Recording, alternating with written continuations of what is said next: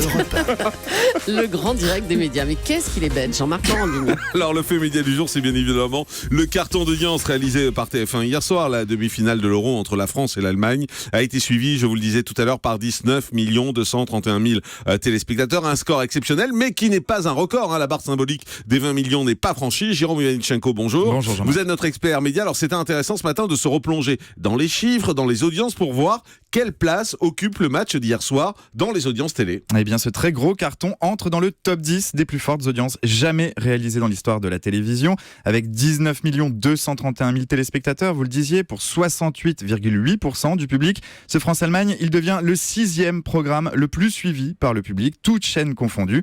C'est dire si la soirée d'hier est à marquer d'une pierre blanche pour TF1 et pour Grégoire Margoton, qui a probablement vécu l'un des plus beaux moments de sa carrière de commentateur au moment du coup de sifflet final.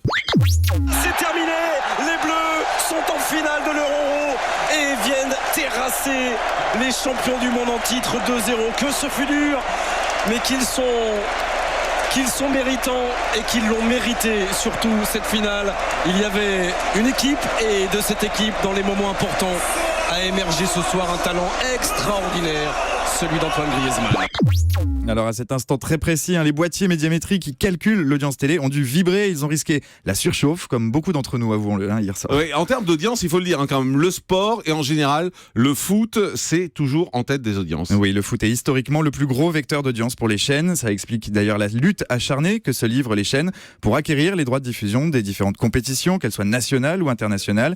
Dans le classement des meilleures audiences, c'est lui qui règne sans partage. Et la plus forte audience de l'histoire, elle est réalisée le 5 juillet 2006. Ironie du sort, c'est déjà une rencontre entre la France et le Portugal, la même affiche que celle que nous vivrons dimanche prochain.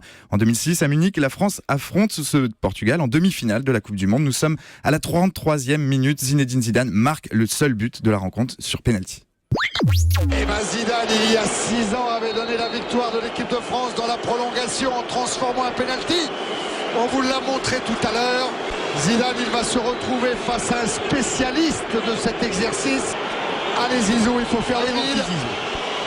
Vas-y mon Zizou. Oh, il prend pas beaucoup d'élan Zizou. Vas-y mon Zizou. C'est dedans. C'est dedans. Quel sang-froid. Et l'équipe de France qui mène un but à 0. Alors vous avez reconnu la voix de Thierry Gilardi, 1-0, ce sera le score final de la rencontre, suivi par plus de 22 millions de téléspectateurs, 22 200 000 pour être très précis. Il est là le record absolu, toutes chaînes confondues. Derrière, on trouve la finale France-Italie en 2006, toujours, qui réunissait 22,1 millions de supporters. Et vient ensuite un autre France-Italie en 2000, cette fois, avec 21,4 millions de téléspectateurs. Bon, le sport, c'est bien, mais il n'y a pas que le foot dans la vie. Alors, quels sont les records d'audience dans les autres domaines ? Eh bien, il y a toujours un événement qui fait date dans l'histoire des audiences télé. Il s'est produit il y a bien longtemps, le 26 décembre 1992 sur TF1. Patrick Sébastien proposait alors un divertissement à base de caméras cachées. Ça s'appelait Le Grand Bluff. Maquillé, déguisé, grimé, il s'en va piéger ses camarades animateurs télé. Parmi eux, Jean-Pierre Foucault. La séquence est devenue culte. Souvenez-vous, Patrick Sébastien, méconnaissable et un brin agressif, se présente face à l'animateur pour lui demander un autographe. Est-ce que je pourrais avoir l'autographe, monsieur, s'il vous plaît? Quel prénom? Pour Michel. Françoise. Alors, Michel Le, alors. Michel, ouais. Erika. Oui, ok. Ma tante Alice. Oui. Roger. Putain, si vous voulez pas, vous le faites pas. Non, mais ça m'est égal. Putain, vous n'êtes pas gentil, Si. On m'a dit que vous étiez con, mais pas à ce point. Non, vous le connaissez bien, Sébastien? Très bien, vous assistez. Très bien. Vous assistez à la générale. Vous connaissez très bien Sébastien? Oui.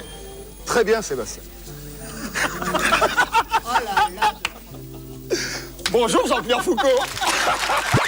Mais ça marche bien, même au son comme ça, on s'en souvient tellement de ce truc-là. Ouais, et cette soirée de divertissement diffusée au lendemain de Noël rassemblait à l'époque 17,5 millions de téléspectateurs, 74% de part d'audience, un carton absolu qui n'a jamais été détrôné depuis hors événement sportif. Ensuite, ce score, il est suivi par un film, le cinéma est aussi un gros pourvoyeur d'audience, c'est Bienvenue chez les Ch'tis en 2010, qui avait rassemblé 14,4 millions de téléspectateurs. Et viennent ensuite Les Enfoirés, qui rassemblent quant à eux près de 13 millions de téléspectateurs, à la fois en 2012 et en 2013. Des scores qui seront seront peut-être battus dimanche prochain avec la finale de cet Euro 2016 entre la France et le Portugal. C'est le souhait en tout cas que formule M6. Jusqu'à présent, le plan se déroule sans accroc pour la chaîne qui a cassé sa tirelire pour acquérir les droits de diffusion des 11 matchs de compétition. On parle d'un montant situé entre 18 et 25 millions d'euros. Voilà, mais ce qui compte, c'est le plaisir, c'est la joie, c'est la fête, et c'est la fête qui était partout en France hier soir qu'on a partagé avec vous, bien évidemment, sur Europe 1. On était à Marseille hier, Thomas l'était ce matin encore pour partager cette joie, cette fête, et on fêtera ça également dimanche. M6 dépassera peut-être les 20 millions de téléspectateurs, c'est leur objectif en tout cas. Il y a des chances, il y a des franchement, chances, bien et sûr. ce serait le record historique dans l'histoire de la petite chaîne qui est désormais très haut, qui ne cesse de Oui. monter, et c'est eux qui pourraient peut-être même, s'ils dépassent les 22 millions, ils détiendront le record historique en France. Vous vous rendez compte d'une petite chaîne comme M6 qui détiendrait le record historique? On croise les doigts. Bonne pioche d'avoir choisi de Bonne diffuser la pioche. finale. On Bravo. est avec eux et de l'avoir acheté surtout. Oui, C'est oui, pas juste après, un choix. Surtout, ils ont fait un gros chèque.